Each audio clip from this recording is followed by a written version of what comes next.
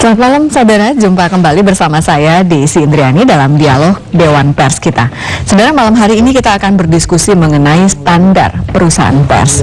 Organisasi perusahaan pers mendapat mandat untuk mendukung, menjaga dan memelihara kemerdekaan pers yang profesional dan tentunya juga memiliki integritas dan kredibilitas sesuai dengan Undang-Undang Dasar 45 pasal 28C dan juga F, termasuk juga Undang-Undang Nomor 40 tentang pers itu sendiri. Tapi tentu saja organisasi perusahaan pers harus memiliki standar yang sudah ditentukan oleh Dewan Pers. Apa saja kemudian standar yang harus dipenuhi oleh perusahaan pers itu? Ini akan kita diskusikan selama 1 jam ke depan bersama 2 orang narasumber yang akan berdiskusi bersama kita nantinya. Baik, langsung saja saya panggil malam hari ini anggota Dewan Pers kita, Bapak Jimmy Silalahi. Apa kabar Pak Jimmy? Terima kasih sudah hadir. Kita berjumpa kembali ya. Topiknya berbeda malam hari ini. Kita bicara tentang standar organisasi atau standar perusahaan pers. Semua ada standarnya. Ada standarnya. Kenapa sih perlu ada standar, Pak, untuk perusahaan pers? Supaya lebih teratur. Oke. Supaya lebih terjamini. Supaya masyarakat itu, ini khususnya untuk soal media. Sebagai penikmat media, tentu saja masyarakat juga punya hak ya untuk bisa mendapatkan informasi dan hal-hal yang terkait dengan itu semua. Jadi standar itu tentu saja akan sangat-sangat dibutuhkan, apalagi untuk media atau perusahaan pers. Ini standar diberlakukan untuk perusahaan pers yang mana saja, cetak atau semua atau bagaimana? Untuk termasuk juga elektronik dan cetak, online. Elektronik dan online. Sekarang itu karena sudah lebih dari 2.200 stasiun radio, lebih dari 400 stasiun televisi, dan media cetak juga sudah hampir 1.000 yang terverifikasi, ditambah dengan lebih dari 500 perusahaan media online. Jadi tentu saja masyarakat Indonesia yang sudah lebih dari 250 juta setiap hari kan menikmati ribuan media tadi. Kebayang nggak Mbak Desi kalau seandainya standarnya mereka sebagai perusahaan pers itu nggak ada? Mbak, dari sekian banyak ini sudah terstandarisasi dengan baik nggak sih? Sejauh ini dari apa yang kami lakukan, karena standar perusahaan pers itu kan kebetulan merupakan salah satu peraturan yang diterbitkan oleh Dewan Pers beberapa waktu yang lalu, dan kita selalu mensosialisasikan di seluruh provinsi jangan sampai media-media atau perusahaan pers itu tidak terstandarisasi sesuai dengan standar perusahaan pers tadi. Memang standarnya apa sih, Pak? Ya, yang paling gampang, apa saja? Yang pertama misalnya perusahaan pers itu harus berbadan hukum Indonesia. Kalau dia perusahaan pers Indonesia, ya, yang ada di Indonesia, beraktivitas, beroperasional di Indonesia, dia harus berbadan hukum Indonesia. Kemudian dia punya minimum standar permodalan. Ada jaminan untuk operasional setidaknya 6 bulan berturut-turut. Kemudian dia harus bisa mencantumkan nama, alamat, dan penanggung jawab badan hukumnya itu secara terbuka. Publik harus tahu. Ya. Lalu mereka harus punya jaminan terkait dengan sumber daya manusia. Harus ada pelatihan, harus ada kelembagaan, struktur yang jelas. Termasuk diantaranya kalau dalam konteks perusahaan pers itu tentu saja newsroomnya itu harus jelas. Dan ada begitu banyak item sebenarnya yang ingin memastikan bahwa perusahaan pers itu benar-benar qualified. Jangan sampai setiap hari masyarakat Indonesia menikmati perusahaan pers yang justru tidak terstandarisasi. Ini justru akan merugikan masyarakat ya. Nanti kita kupas satu-satu. Kenapa dia harus berbadan hukum dan badan hukum apa saja? Kemudian ada 6 bulan tadi kata Pak Jimmy. Mereka paling tidak punya dana operasional. Itu dilaporkan kemana? Nanti kita diskusikan. Tapi sebelumnya Pak Jimmy, kita punya prolog pembuka terkait dengan tema kita malam hari ini. Mari kita saksikan bersama.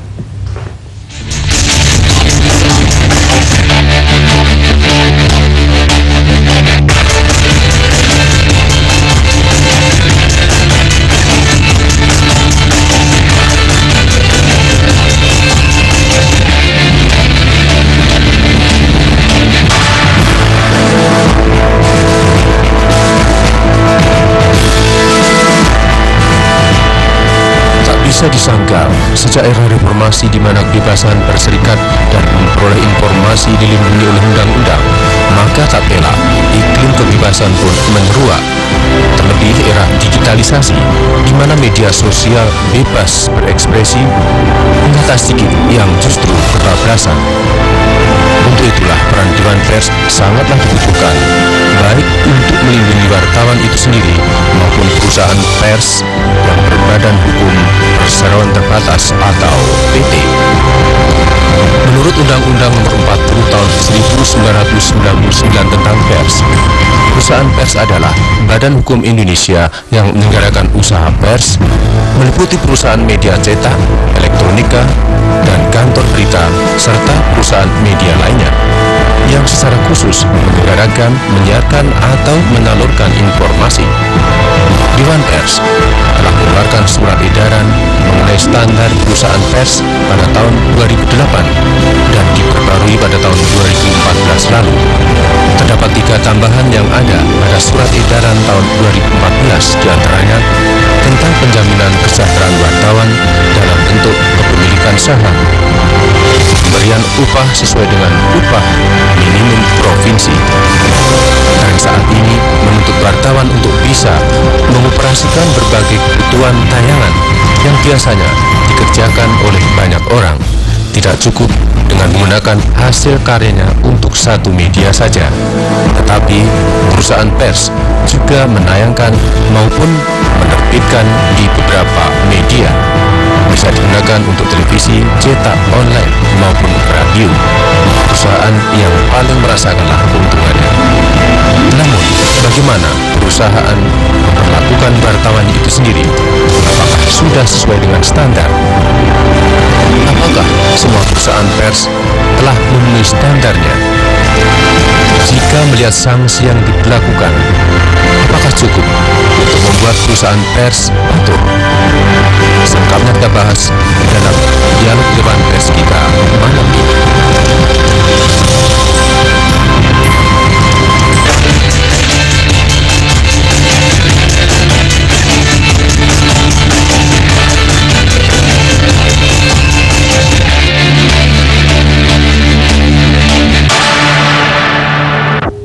Ya, saudara, itu tadi visualisasi terkait dengan tema kita, standar perusahaan pers, yang mungkin memberikan sedikit gambaran bagaimana seharusnya perusahaan pers itu bergerak di Indonesia. Nah, tadi kita sudah berbincang sedikit dengan Pak Jimmy terkait dengan standar perusahaan pers. Sekarang saya juga ingin mengundang Bapak Ahmad Jauhar, Ketua Serikat Perusahaan Pers, untuk bergabung bersama kita malam hari ini. Selamat malam Pak Ahmad, terima kasih sudah mau hadir. Ini Pak Ahmad yang menjadi bos besarnya ya perusahaan pers. Sudah ada berapa anggotanya Pak Ahmad? Anggotanya sekitar 450-an seluruh Indonesia. Seluruh Indonesia. Ya, tapi itu baru yang cetak yang masuk dalam anggota. Iya, karena memang basicnya dulu SPS itu riwayatnya memang berasal dari namanya dulu Serikat Penerbit Surat Kabar. Nah, kemudian kami waktu di Kongres di Bali 2011 kami mengubah nama menjadi Serikat Perusahaan Pers. Jadi keanggotaan kami sekarang sebenarnya lebih terbuka. Tidak hanya perusahaan cetak Pak Jimmy, tapi perusahaan online, perusahaan media elektronik, silahkan bergabung. Tapi kan mereka sebenarnya juga sudah punya asosiasi masing-masing. Jadi siapapun bebas sekarang, karena memang sekarang iklimnya itu serba bebas begitu. Pak Ahmad, tadi kalau Pak Jimmy ada lebih kurang 1000 perusahaan pers, 1000 media cetak seluruh Indonesia. Ya, kalau yang kita cek seperti itu. Tapi bukan semua itu masuk atau terstandarisasi. Terstandar. Kalau yang dari 400 sekian dalam anggota asosiasi 450 itu sudah terstandar. Itu terdaftar. Yang terdaftar sebagai anggota SPS.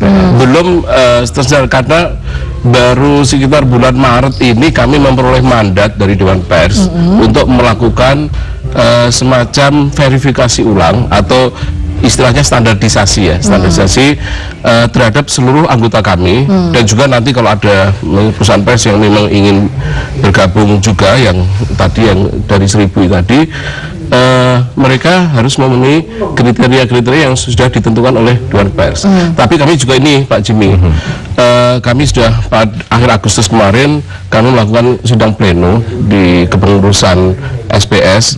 Kami mungkin ya kalau boleh nanti agak menawar begitu, menawar dikit dari ketentuan 17 item atau 17 poin yang digariskan oleh Dewan Pers itu ada memang yang beberapa redundant atau agak tumpang tindih. Nah, itu nanti yang akan kami usulkan. Poinnya di mana misalnya? Mungkin di antara 17 itu? Ada misalnya verifikasi tentang bagaimana mereka ketentuan tentang bagaimana perlakuan kepada karyawan yang keluar misalnya, itu kan agak sulit untuk memverifikasinya. Nah, mungkin kami usulkan yang lebih realistis, yang lebih mudah gitu.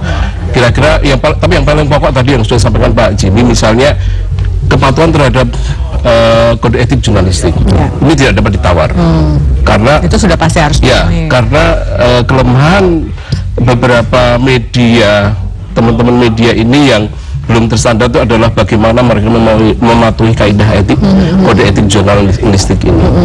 Kalau mereka tidak bisa memenuhi itu, bagaimana masyarakat bisa menaruh kepercayaan atau trust kepada mereka. Oke, Pak Jimmy, itu mereka ketika dilakukan standarisasi memang dibuat pengkelasan juga atau bagaimana sistemnya? Iya, tentu saja. Jadi ada yang terdaftar, terverifikasi dan seterusnya ya. Artinya kita coba cek seperti baru tadi yang sampai, saya maksud saya, sebentar saya potong. Misalnya terdaftar saja baru sampai di level itu, kemudian baru yang sudah terverifikasi. Yang paling tinggi di mana nanti? Tahapannya apa? Tentu paling saja dasar, setelah selesai diverifikasi. Karena kalau kita melakukan verifikasi, kita akan melihat apakah memang perusahaan pers tersebut sesuai dengan standar-standar yang sudah kita tetapkan. Seperti yang beliau sampaikan tadi, betul, ada 17 sekali, komponen di situ. Ya. Nah, artinya ketika kita sudah memverifikasi, melihat langsung, kemudian kita akan memastikan khususnya karena memang konteks tupoksi dari Dewan Pers itu adalah kejurnalistikan. Kami akan melihat newsroomnya seperti apa. Apakah memang newsroomnya itu punya penanggung jawab? Apakah memang mereka itu terstruktur dengan baik? Manajemennya seperti apa? Pengaturan wartawannya seperti apa? Jangan sampai misalnya wartawannya, ini juga masuk nih ke dalam salah satu item di standar perusahaan pers, harus ada kepastian penggajian kepada wartawan. Kenapa muncul wartawan-wartawan bodrek ya Pak Jauhari, semakin tambah tahun tuh semakin tinggi angkanya oknum-oknum wartawan ya yang nggak jelas, yang nggak beres, yang banyak jadi pemeras itu, karena memang mereka bekerja di perusahaan pers yang tidak terstandarisasi, tidak digaji, hanya dikasih ID card, dilepas jalan kemana-mana, suruh nyari duit, bahkan mereka yang menghidupi kantornya. Ini ironis. Nah, jadi ini yang coba untuk kita harus sama-sama mengajak masyarakat, karena ada namanya pasal 17 di Undang-Undang Pers, peran serta masyarakat untuk bersama-sama dengan organisasi perusahaan pers dan Dewan Pers mengawal keberadaan dari perusahaan pers itu. Oke, tapi ketika sudah dilakukan standarisasi seperti itu, mungkin turun kelas nggak? Misalnya mereka sudah melewati tahapan terdaftar, kemudian terverifikasi, bisa saja kah kemudian turun peringkat? Bisa saja. Bisa saja ya? Contohnya kalau perusahaan pers itu kolaps, ya, dia bangkrut karena faktor apapun, tapi yang jelas mungkin secara finansial misalnya dia tidak mampu bertahan hidup. Karena salah satu item di dalam standar perusahaan pers itu adalah keberlangsungan. Jadi sustainability dia itu misalnya selama 6 bulan berturut-turut. Kemudian kita bisa cek juga, mungkin dia di tahun pertama hidup ya Pak ya, tapi setelah itu ya mendadak dia nggak muncul, dia nggak terbit kalau untuk cetak, nggak bersiaran untuk broadcast misalnya radio dan TV, dan dia tidak muncul juga ketika orang membrowse untuk media online. Nah, itu perlu kita cek. Kalau dia sudah 6 bulan berturut-turut dia tidak muncul, tidak ada produk jurnalistiknya, kita pastikan dia bukan perusahaan pers lagi. Itu yang tadi yang Mbak Desi sebutkan, turun kelasnya. Iya, seperti itu Mbak. Oke, kita Mbak Desi tahu nggak tadi yang dimaksud wartawan bodrex itu? Wartawan bodrex itu diambil analoginya dulu tahun 70-an tuh ada iklan, sebenarnya nggak etis juga nyebut itu produk itu. Kasihan ya. Berbaris itu, tapi dia nggak punya misalnya medianya sebenarnya. Oke, tidak ada media. Yang dicari mereka ini kelompok mengaku kelompok wartawan, tapi tidak benar-benar mencari berita. Ada yang nyebut WTS, wartawan tanpa surat kabar dan sebagainya. Ini yang disebut wartawan bodrex. Ini yang kemudian menimbulkan stereotip atau anggapan bahwa liras titik merusak susu sebelah akibat aktivitas mereka ini. Dan banyak kalangan masyarakat menganggap, kalau pemberitaan itu kasih aja nanti wartawan. Padahal itu hanya ulah wartawan-wartawan teman-teman yang tidak terstandar tadi. Baik. Nanti kita diskusikan lagi bahwa tadi ada 17 item yang menjadi aturan main yang harus dipenuhi ketika kemudian perusahaan pers itu mau distandarisasi. Salah satunya berbadan hukum. Nanti kita tanya juga ke beliau-beliau ini apa konsekuensinya ketika kemudian perusahaan pers itu misalnya tidak berbentuk tidak berbadan hukum, dan apa kemudian kerugian untuk perusahaan itu sendiri. Nanti kita diskusikan, tetaplah bersama kami dalam dialog Dewan Pers kita.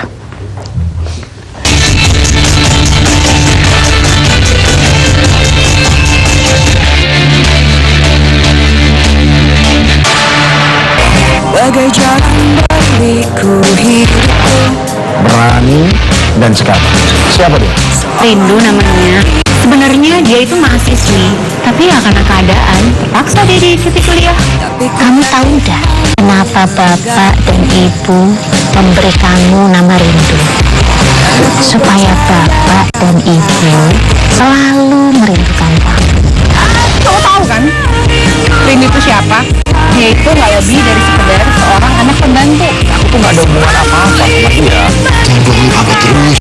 Mau seberapa pemakan? Oh.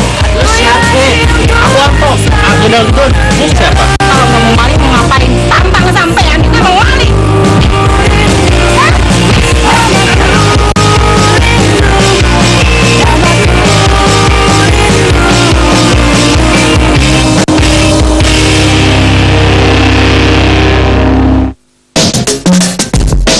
Pelayanan publik, program yang akan memberi pencerahan bagi khalayak, meneropong sisi pelayanan dari setiap tempat yang menjadi pelayan publik. Sudahkah profesional dalam hal melayani? Dan sejauh mana tingkat kepuasan mereka yang dilayani?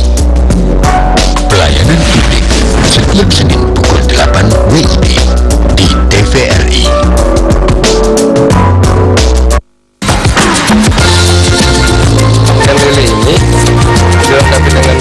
Kabar dari Petani, program yang memberi pencerahan pada sektor pertanian, memberi gambaran sekaligus bagaimana menyongsong era swasembada pangan. Serbu kayu, lidah,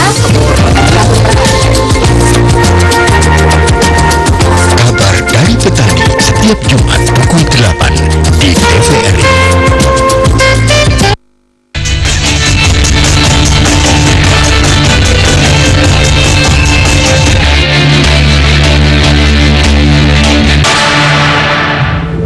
Ya, terima kasih saudara, Anda kembali bersama kami dalam dialog Dewan Pers kita, dan kita masih bicara mengenai standar perusahaan pers. Pak Jimmy tadi sempat mengatakan bahwa perusahaan pers itu harus berbentuk badan hukum, berbadan hukum. Ya. Badan hukum apa yang kemudian dibenarkan, diperbolehkan? Badan Hukum Indonesia sesuai dengan peraturan perundang-undangan yang berlaku itu tentu saja kalau konteks media itu adalah PT, perseroan terbatas. Wajib berbentuk PT. Kita selalu mendorong semuanya yang belum PT kalau bisa PT. Kalau untuk media, baik itu cetak, elektronik maupun online. Kalau yang sekarang masih ada dalam bentuk CV misalnya atau bentuk yang lain? Itulah makanya kami selalu menegaskan bahwa rezimnya Dewan Pers itu adalah rezim etik. Salah satu ciri-ciri rezim etik itu adalah mencoba untuk setidaknya membangun, mendorong, menstimulus sebelum kita bicara soal sanksi atau hukuman atau apapun yang terkait dengan penalti yang tentu saja ini ada kaitannya dengan konstruksi hukum yang harus diberlakukan terhadap suatu pelanggaran.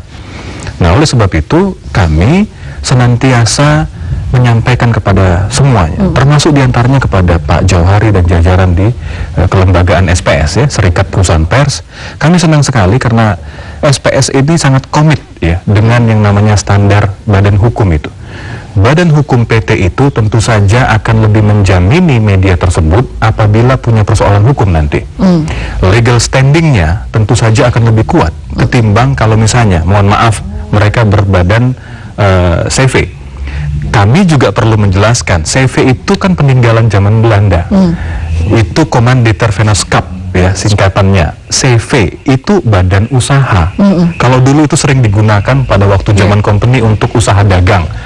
Mosok yang seperti itu dipergunakan untuk media. Bagaimana mungkin pertanggungjawabannya secara hukum kalau misalnya ada problem kelembagaan atau problem konten? Karena kalau kita sekarang bicara soal problemnya perusahaan pers, ada dua. problem kelembagaan dan problem konten. Tentu saja kaitannya antara kelembagaan dengan konten ini bridgingnya di tengah SDM-nya.